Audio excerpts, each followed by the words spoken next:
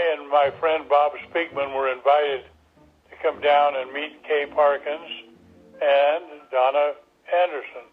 Kay gave the referee a note. He gave it to Bob during the game, and the note said, "I'm setting up in the top up here. Call me." Both Bob and I had just been dumped by our girlfriends, and we were both unattached. Bob called Kay. She invited him to come down to her house and bring your blonde friend because my girlfriend thinks he's cute. Never use them. No, actually, I was very shy.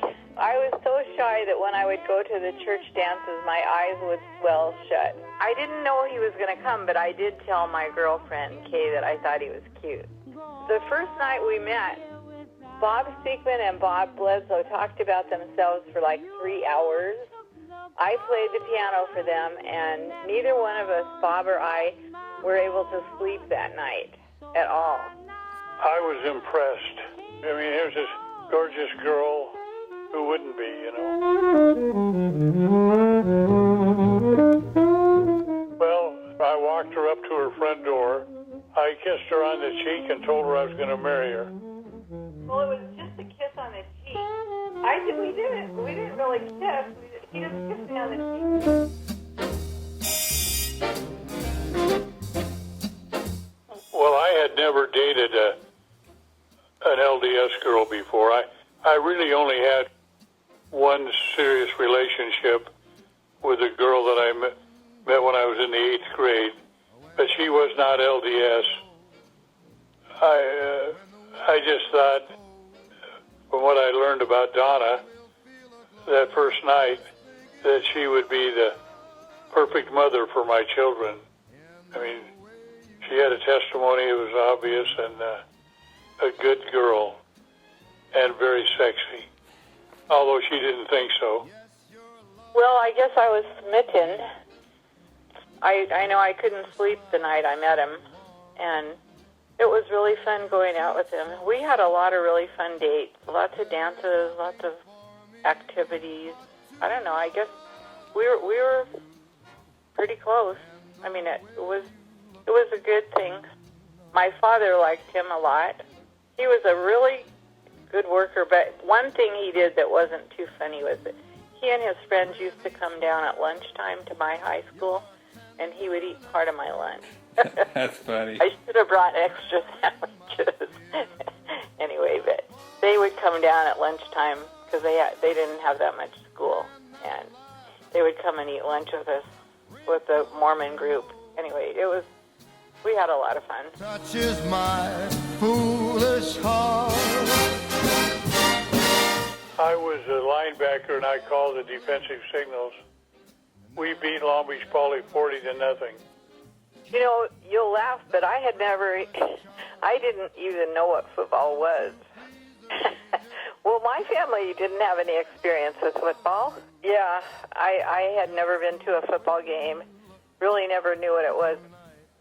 And Bob, anyway, he had two best friends in high school, Dick Johnson and Bob Speakman, and he ended up baptizing both of them. They started coming to Mutual, and they played church basketball. So when he was a priest, he was able to baptize both of his best friends. And they stayed active in the church. Both of them went to BYU. Both of them have raised their families in the church, and they've had their children go on missions. They had temple marriages. Anyway, that was a really wonderful thing, those two friends. Ever change, keep that. I had a scholarship to BYU, but I only lasted there one semester because Bob and I couldn't stay apart, so we got married. I had worked at a jewelry store in Compton, and so I went in and bought a really nice ring, engagement and wedding ring. Anyhow, we were engaged, and then we had an argument because with this zoology and chemistry I was taking at Compton Junior College, I didn't have time to date but one night a week. Well, Donna gave me back the wedding ring, or the engagement ring, and she took off for BYU. I cashed the ring set back in at Finley's jewelry store, got my money back, went out and bought some nice clothes, and we didn't get together for about 6 weeks. But we couldn't live without each other.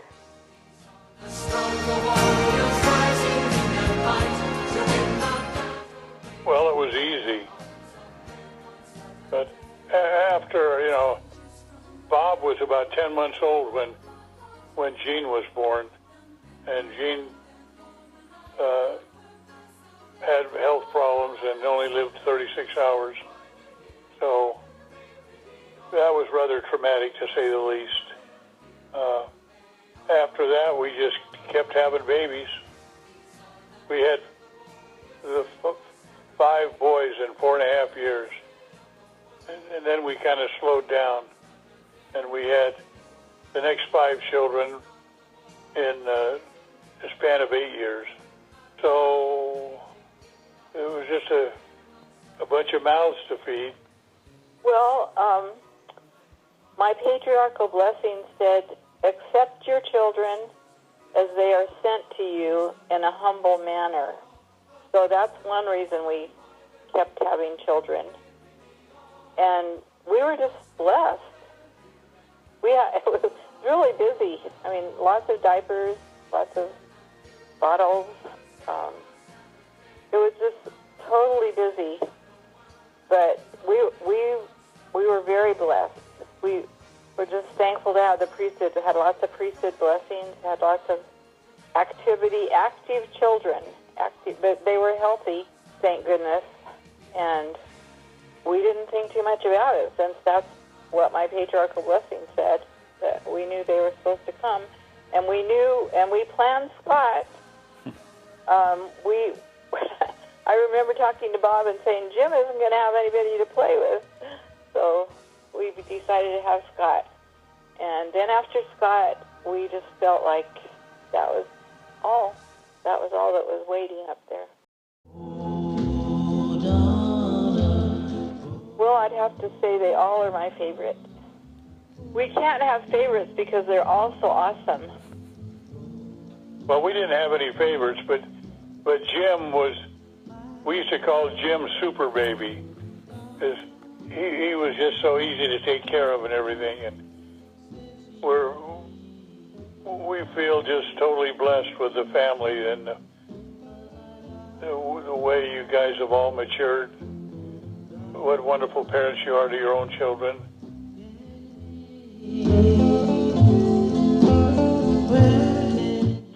You're ridiculous. I don't have a favorite grandchild. I love all my grandchildren. They're all amazing. They're all different. They're all wonderful, and they're all so smart. And their testimonies just thrill me. And I'm just so proud of each one of them. I do not have a favorite grandchild, but I think each one of them is so unique and special and amazing. But all of our grandchildren have been special now. Now we've got, including the great-grandchildren, we're up to 54. It's been interesting. I wouldn't want to do it again, and I wouldn't trade it for anything. Times when the children were sick or injured, particularly when Stephen got his leg broken, that was rather traumatic. And when Scott had meningitis, was in the hospital for 24 days, he was almost ready to come home after 2 weeks, and then he had a relapse, and priesthood blessings helped a lot. Anyhow, I think we were blessed to raise our children in the church and to have them be able to take advantage of the teachers and the youth leaders. Wherever we lived, we were always active in church, and there was never a question about, are we going to church today or not. I think the biggest blessing regarding missions is what it's done for education educating our children and maturing them to face the struggles and educational opportunities that they could take advantage of. I mean, it's really quite remarkable that everybody was kind of on their own. I used the same system my folks used. I didn't contribute monetarily to my children's education. My folks didn't contribute to mine. And look what successes you've all become. It's quite interesting. As I get older, I appreciate more what a great blessing this has all been. We've had our struggles, ups and downs, and challenges, but we're so blessed to have each other and to have our family. It's just overwhelming when I think of the blessings that we have, and we've certainly had our times of opposition, but we've had so many miracles. When Stephen had his leg broken in 2 places on his femur, the year after he was hurt, we took him back for his final x-ray, and they could not tell which leg had been broken. It was healed so beautifully. And Bob, one time, a chainsaw fell on his leg, and it just scratched just below his garment, and it was going when it fell. And that's just one of hundreds of miracles we've had where we've been blessed through Heavenly Father's help. Anyway, we're just so blessed to have the gospel in our life and to have the support of all of our family and our children, and especially, though, I think we've been blessed with each other, and I don't think we always realized that until maybe the last 10 or 15 years, where we finally realized what a blessing it is to have each other. And that's a blessing in itself. We want each one of our children to have a testimony so they can share it with their own family. Be true if I didn't care.